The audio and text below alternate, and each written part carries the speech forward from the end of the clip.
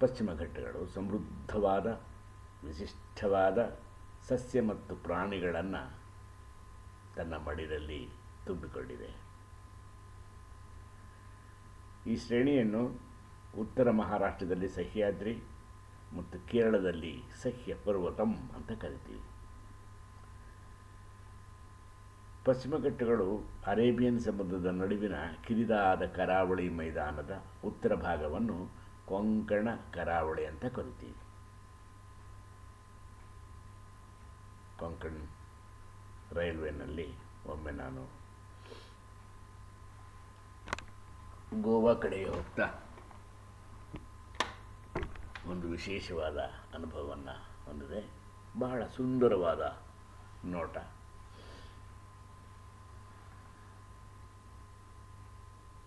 ಕೊಂಕಣ ಕರಾವಳಿ ಪ್ರದೇಶ ಮತ್ತು ಮಧ್ಯಭಾಗನ ನಾವು ಕೆನರಾ ಅಂತ ಕರಿತೀವಿ. ದಕ್ಷಿಣ ಭಾಗವನ್ನು ಮಲಬಾರ್ ಪ್ರದೇಶ ಅಥವಾ ಮಲಬಾರ್ ಕರಾವಳಿ ಅಂತ ಕರಿತೀವಿ.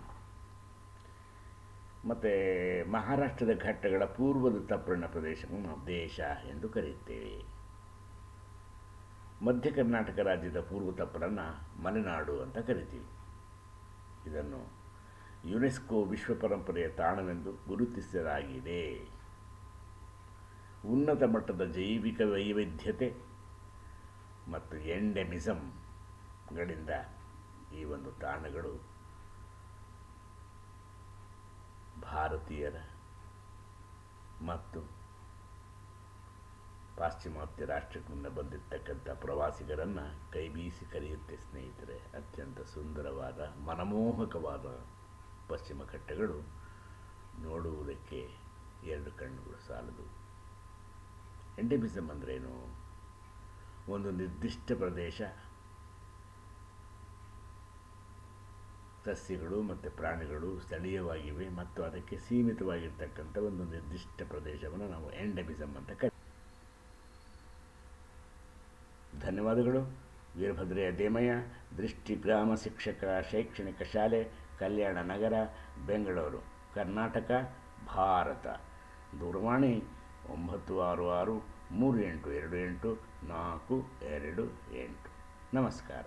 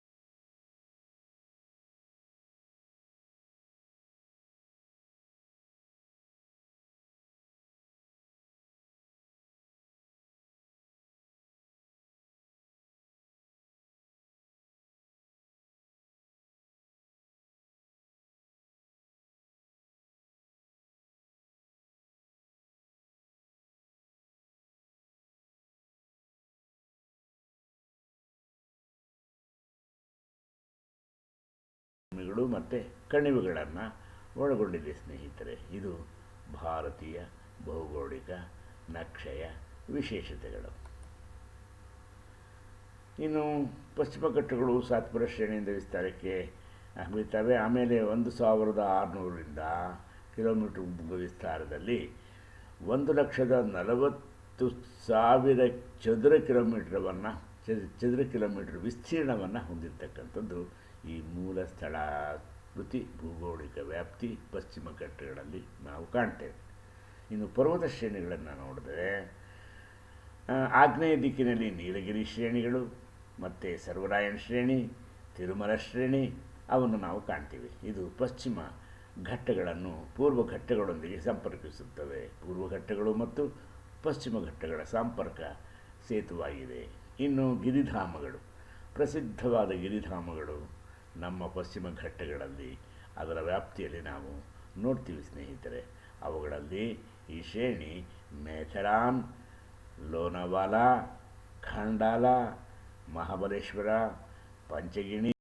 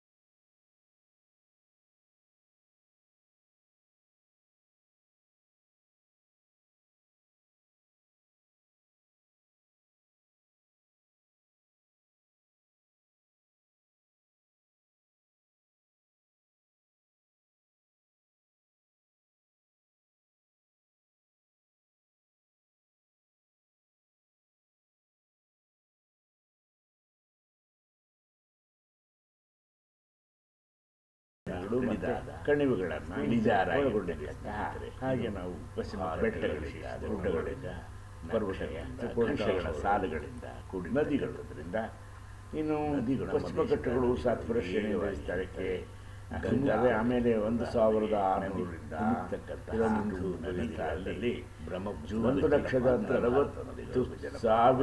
ಚದರ ಕಿಲೋಮೀಟರ್ಗಳಲ್ಲಿ ಚದರ ಕಿಲೋಮೀಟರ್ ವಿಸ್ತೀರ್ಣವನ್ನು ಪ್ರವಾಸಿಗರನ್ನು ವಿಂಧ್ಯ ಪರ್ವತ ಮತ್ತು ಸಾತ್ಪುರ ಪ್ರದೇಶ ಆದ್ದರಿಂದ ಅವು ವೇಗವಾಗಿ ಕಾಣ್ತಾ ಪ್ರದೇಶ. ಇನ್ನು ಪರ್ವತ ಶ್ರೇಣಿಗಳಲ್ಲಿ ವಿಶೇಷವಾಗಿ ಆಗ್ನೇಯ ದಿಕ್ಕಿನಲ್ಲಿ ನೀಲಗಿರಿ ಶ್ರೇಣಿಗಳು ಮತ್ತೆ ಸರ್ವರಾಯಣ ಶ್ರೇಣಿ, ತಿರುಮಲ ಶ್ರೇಣಿ ಅವನ್ನು ನಾವು ಕಾಣ್ತೀವಿ. ಅವುಗಳ ಪಶ್ಚಿಮದ ಪೆರಿಯಾರುಗಳನ್ನು ಪೂರ್ವ ಘಟ್ಟಗಳೊಂದಿಗೆ ಶರಾವತಿ, ಮಾಂಡವಿ ಘಟ್ಟಗಳು ಮತ್ತು ಪಶ್ಚಿಮ ಘಟ್ಟಗಳ ಸಂಪರ್ಕ ಸೇತುವಾಗಿದೆ.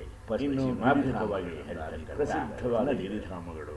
ಇದರಿಂದ ಈಗ ನಾವು ವ್ಯಾಪ್ತಿಯಲ್ಲಿರತಕ್ಕಂತಹ ಪಶ್ಚಿಮ ಘಟ್ಟಗಳು ಗ್ರಾಮೀಣ ಮತ್ತು ವಿಶೇಷವಾಗಿ ಮೇಥರಾನ್, ಜಲವಿದ್ಯುತ್, ಲೋನಾವಾಲಾ, ವಿಶೇಷವಾಗಿ ಖಂಡಾಲ, ಮಹಾಬಲೇಶ್ವರ, ಇನ್ನು ಕಡಿದಾದ ಪೂರ್ವಾಭಿಮುಖವಾಗಿ ಹರಿಯುವ ರಿವರ್ ಕಟ್ಸ್ ಥ್ರೂ ನದಿ not because of it's power. ಯಾವ ನೋಡೋಣ. ಇಟ್ಸ್ ಪಶ್ಚಿಮ ಘಟ್ಟಗಳಲ್ಲಿ ಹುಟ್ಟಿ ಪೂರ್ವಕ್ಕೆ ಹರಿತಕ್ಕಂಥ ನದಿಗಳಲ್ಲಿ ಗೋದಾವರಿ, ಕೃಷ್ಣ, ಕಾವೇರಿ ಈ ಮೂರು ಪ್ರಮುಖ ನದಿಗಳು, ಜೀವ ನದಿಗಳು ಒತ್ತನ್ನು ಕೊಡಬೇಕು. ಗೋದಾವರಿ ಅದು ಕೃಷ್ಣ ಗ್ರಾಮೀಣ ಮಕ್ಕಳಿಗೆ ಕರ್ನಾಟಕದಲ್ಲಂತೂ ಅನುಭವ. ಕಾವೇರಿ ನಮಗೆ ಜೀವ ಜಲ. ಕರ್ನಾಟಕ ಪಶ್ಚಿಮ ಘಟ್ಟಗಳು ಜನತೆಗೆ, ಕರ್ನಾಟಕದ ಜನಗಳಿಗೆ ಅದರಲ್ಲಿ ಹರಿತಕ್ಕಂಥ ನದಿಗಳು ಅವುಗಳನ್ನು ನಾವು ಎರಡು ಭಾಗಗಳನ್ನು ಮಾಡಿ ಮೊದಲು ಬೆಂಗಳೂರಿನ ಮುಖವಾಗಿ ಹರಿತಕ್ಕಂಥ ಪ್ರವಾಸಿಗಳಿಗೆ ಮತ್ತು ಕಾವೇರಿ ಪೂರ್ವಾಭಿಮುಖವಾಗಿ ಕಡಿದಾದ ಪೂರ್ವಾಭಿಮುಖವಾಗಿ ಸಹ ವಿಶೇಷವಾದ ಪಶ್ಚಿಮ ಘಟ್ಟಗಳಲ್ಲಿ ಹುಟ್ಟಿ ಪಶ್ಚಿಮಕ್ಕೆ ಹರಿಯುವ ನದಿಗಳೆಂದರೆ ಪೆರಿಯಾರ್, ವಿಷಯ, ಭರತಪುರ, ಆಮೇಲೆ ಕಬಿನಿ, ನೇತ್ರಾವತಿ, ಶರಾವತಿ, ಮಾಂಡವಿ ಮತ್ತು ಇನ್ನು ನಿಧಾನವಾಗಿ ಇವೆಲ್ಲವೂ ಅಷ್ಟೇನೆ ನಿಧಾನವಾಗಿ ಚಲಿಸ್ತವೆ, ಗಂಭೀರವಾಗಿ ಚಲಿಸ್ತವೆ. ಇವು ಪೂರ್ವಾಭಿಮುಖವಾಗಿ ಹರಿತಕ್ಕಂಥ ಈ ನದಿಗಳು ತುಲನಾತ್ಮಕವಾಗಿ ನಿಧಾನವಾಗಿ ಚಲಿಸಿ ಅಂತಿಮವಾಗಿ ಕಾವೇರಿ ಮತ್ತು ಕೃಷ್ಣ ಗೋದಾವರಿಗಳಲ್ಲಿ ವಿಲೀನಗೊಂಡು ಅವು ಬೇ ಆಫ್ ಬೆಂಗಾಲ್ ಅಂದರೆ ಬಂಗಾಳ ಕೊಲ್ಲಿ ಸಮುದ್ರವನ್ನು ಸೇರ್ತವೆ. ಸ್ನೇಹಿತರೆ ನೋಡಿ, ಇನ್ನು ಪಶ್ಚಿಮ ಘಟ್ಟಗಳಲ್ಲಿ ಭೌಗೋಳಿಕ ವ್ಯಾಪ್ತಿಯನ್ನು ನಾವು ತಿಳಿದುಕೊಳ್ಳೋಣ.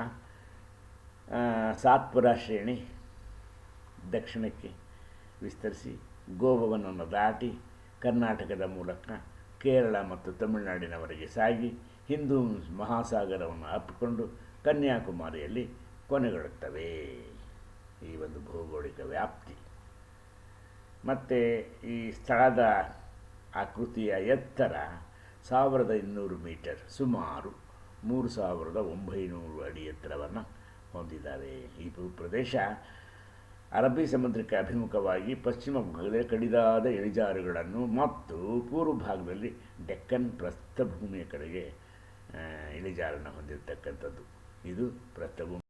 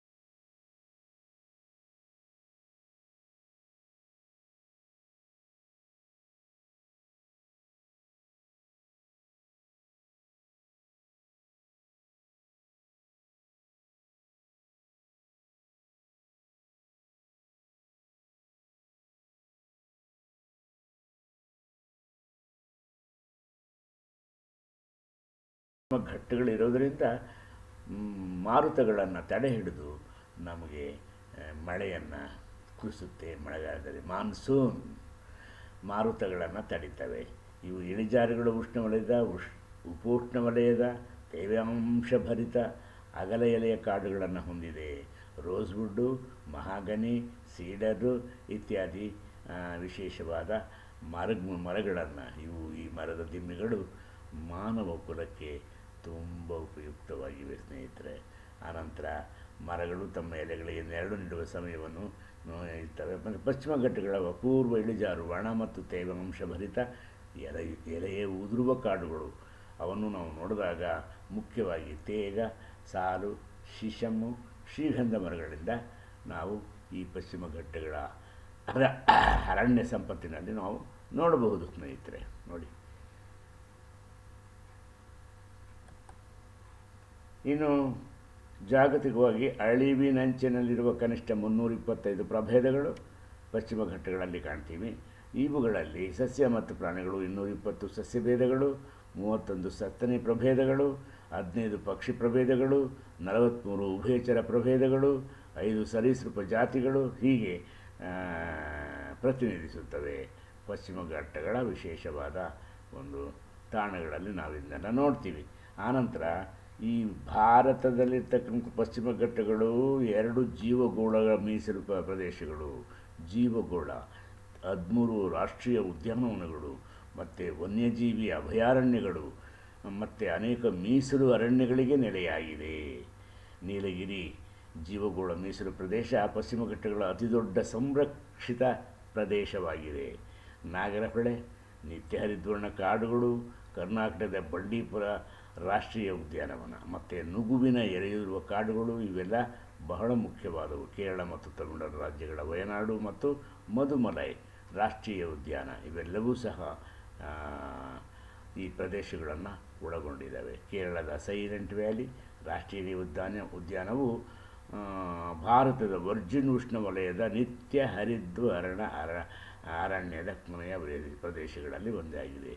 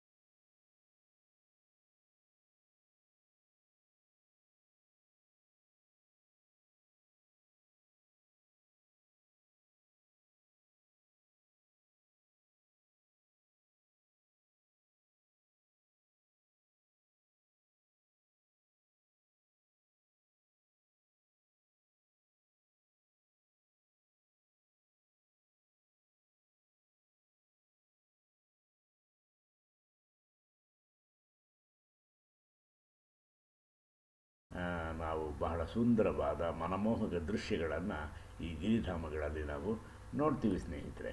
ನೋಡಿ, ಇದು ವೆಸ್ಟರ್ನ್ ಘಾಟ್ಸ್ ಅಂದರೆ ಪಶ್ಚಿಮ ಘಟ್ಟಗಳಿಗೆ ಸಂಬಂಧಪಟ್ಟ ವಿಶೇಷವಾದ ಒಂದು ಮ್ಯಾಪ್. ಮತ್ತು ಭೂವಿಜ್ಞಾನ, ಜಿಯಾಲಜಿ, ಭೂವಿಜ್ಞಾನ ನೋಡಿದಾಗ ಪರ್ವತಗಳು ಪ್ರಾಥಮಿಕವಾಗಿ ಬಸಾಲ್ಟ್, ಲ್ಯಾಟರೈಟ್ ಮತ್ತು ಸುಣ್ಣದ ಕಲ್ಲುಗಳಿಂದ ಕೂಡಿದ್ದು ಗೊಂಡ್ವಾನ ಎಂಬ ಸೂಪರ್ ಖಂಡದ ವಿಭಜನೆಯ ಸಮಯದಲ್ಲಿ ರೂಪುಗೊಂಡವು.